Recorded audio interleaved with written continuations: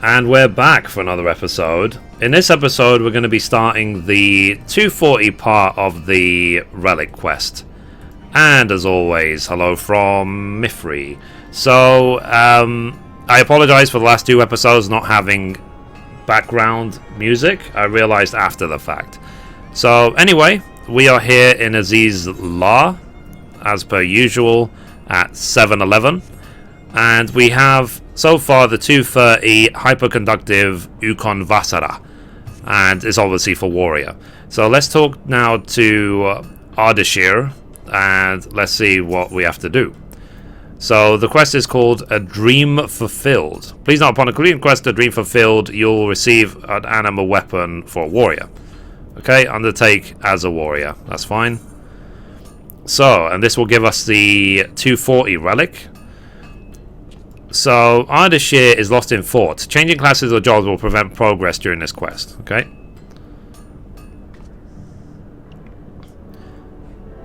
So,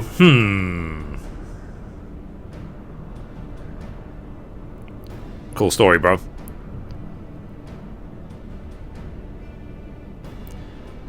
Save your breast, lass. He ain't been sitting there broiding ever since you left.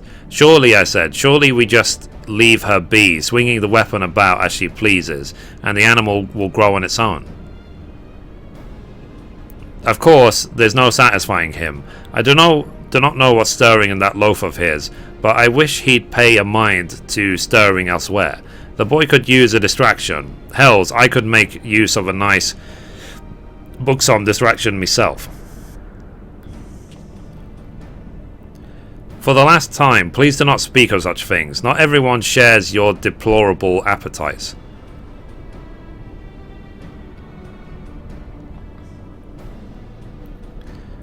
But what you say of Anima weapon is true. In its hyperconductive state, 'tis only a matter of time before the Anima shows new signs of growth. Yet, what sort of researcher would I be if I did not search for a way to hasten the process? Always so serious, so the little lord's found a way to bugger us some more, eh? Indeed I have, though it will require a trip to Idleshire. My quest to find Charlian researchers there bore no fruit, but I did meet with a young lady whose field of expertise is quite similar to my own.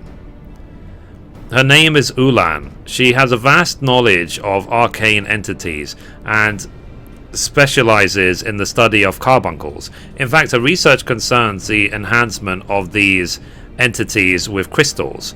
While not quite as free-thinking as Mithrie's Anima, they are of similar nature, perhaps enough for her to work to be of use. When last we spoke, she sought an apprenticeship from the self-same Charlian researchers who refused me an audience. No doubt they have left her waiting in Idleshire even now. Come, Mithrie, let us be off before she finds reason to conduct her research elsewhere.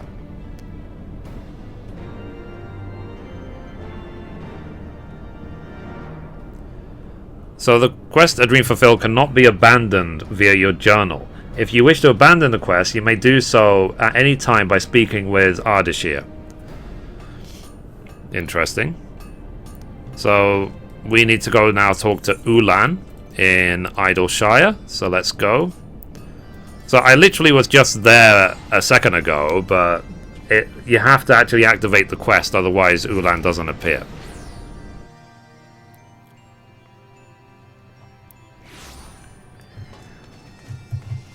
Okay, so let's carry on. Couple of friends. So let's talk to Ulan. Hi Ulan, how you doing? So what have we here? An admirer of the arcane, a connoisseur of carbuncles. If I have none for sale, mind you, but I would be more than willing to tell you about.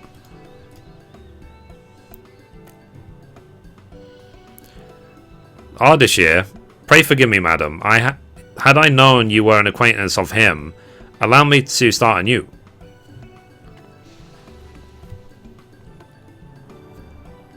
Mithrie, was it? I am Ulan, researcher of all matters arcane. Pleasure to make your acquaintance. My luminous companion here is Diamond.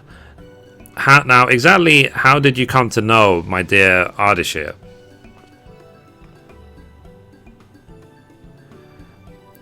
Ah, it would appear I have come late. My apologies. I see you and Mithrie have already met. She has been an invaluable assistant in my research on Anima.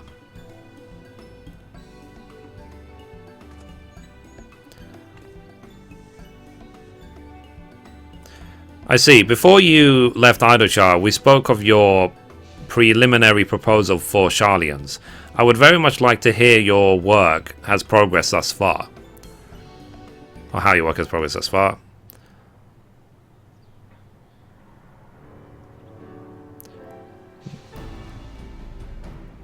He speaks a lot.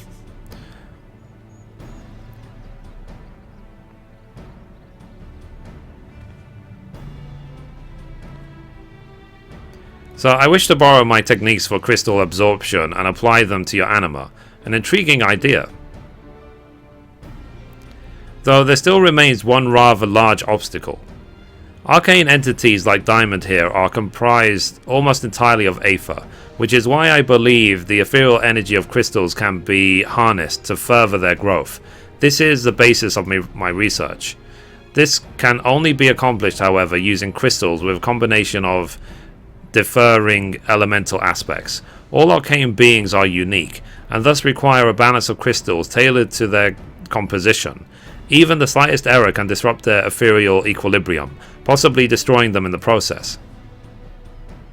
It is rather delicate work. To undertake such a project on your own could take weeks, even months, without intimate knowledge of my research. Unless perhaps we can help one another. Being a researcher yourself, I have no doubt you understand my work. Requires a great deal of documentation, supplies, and more importantly, test subjects. I might be persuaded to select your anima as a test subject should you and your companion choose to assist me, or if you would rather spend weeks poring over my notes.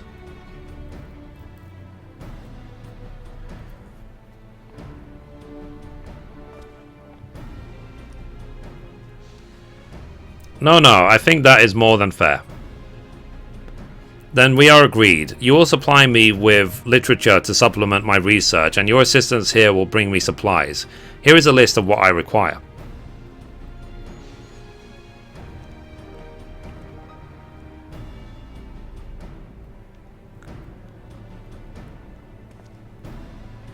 It seems we have our work cut out for us, friend. I shall return as quickly as I am able.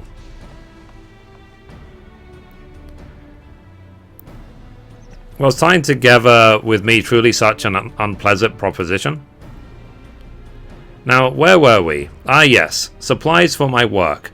I will not burden you with all that I have listed there. Even one of those items would be a boon. In exchange, I will offer you crystal sand, a region of my own creation that should help facilitate the absorption of my crystal energies. The process will no doubt require a great deal of sand, and I will happily give all that you require. Be warned, however, you cannot haphazardly apply the sand as you please. I believe a demonstration would soon explain my point. Would you be so kind as to call forth this anima of yours?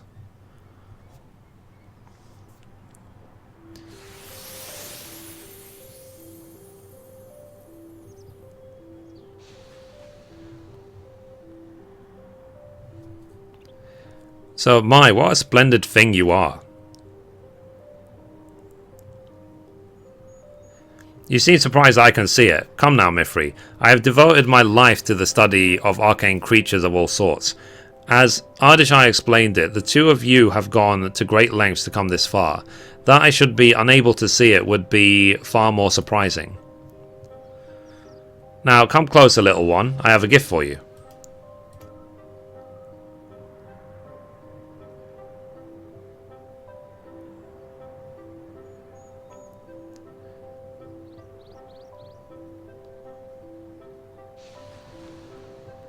So, Mithrie, this woman means us harm.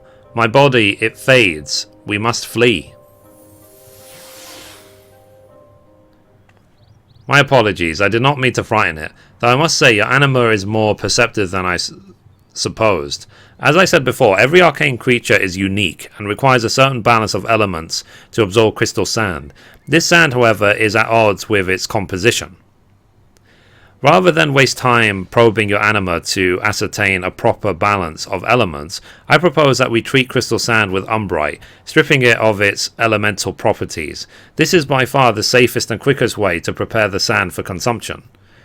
As luck would have it, I found a merchant right here in Idleshire who sells it. Ismena, I believe is her name. A single stone and pouched crystal sand is all we need to begin. And before I forget, you will need to have the anima's vessel close at hand when offering up the crystal sand. You mustn't forget it. I suppose this will also be of use. For your purposes, let us call it an anima glass. It allows me to more closely observe the ethereal balance of our dear diamond. It should allow you to do the same for your anima. That should do for explanations. If you should have any questions, you are more than welcome to ask. When you have all you require, return to me, and we shall make the anima grow as never before. So, when requesting Aldan's assistance in developing the anima, you must first speak with her while equipped with your hyperconductive anima weapon, then select Foster Anima's Growth. She will then take the crystal sand and umbrite to create treated crystal sand. This process can be repeated so long as you have the requisite items in your inventory. Treated crystal sand can be used to raise 5 attributes associated with your anima as you see fit. The 5 attributes associated with your anima are critical hit rate, accuracy, determination, parry, and skill speed. You can review the items to be exchanged for the crystal sand at any time by accessing Ulna's notes in your inventory. Moreover, you can view the progress of your anima at any time by accessing the anima glass from your inventory. Okay. Right. So, let me talk to her again. So, exchange items for sand. So, let's see. We can exchange... Wow, we can exchange a bunch of stuff. Primal pieces.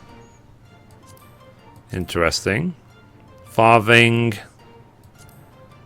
Superior Ink, and Tavarian Mist. I think Tavarian Mist costs tomes to get. Moonstones. I think I do actually have some spare moonstones in my inventory somewhere.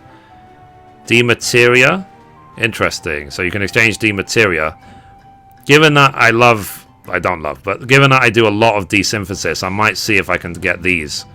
Because I know how to desynth and get a lot of these really, really quickly. Grade 4 materia. And these are not worth much anymore. So I can see why people were buying lots of these. Let's see. Okay, so we can exchange all this random stuff for crystal sands, basically. Other items. There's the moonstones, which I find quite interesting. So, and then we have this. So we can treat as sand if we have crystal sand and umbrite to increase our different stats. Anyway, so in order to get the crystal sands, we know basically what items we need to gather. So we can gather lots of items to get crystal sands. And I'll quickly show you where you can gather the umbrites from. So right around the corner, here is his mina. You go to Allegon Two Sons of Law Other, and you can buy umbrites right there. And so far, I've already bought 8. So yeah, so it's going to be a long grind as per usual, and in order to max out this step, but I will do it. And as soon as I'm ready to finish and get the 240 relic, we will continue. So I will do another episode there. So anyway, guys, that's it for this episode. Thank you for watching, and as always, goodbye from me and goodbye from Mithrie.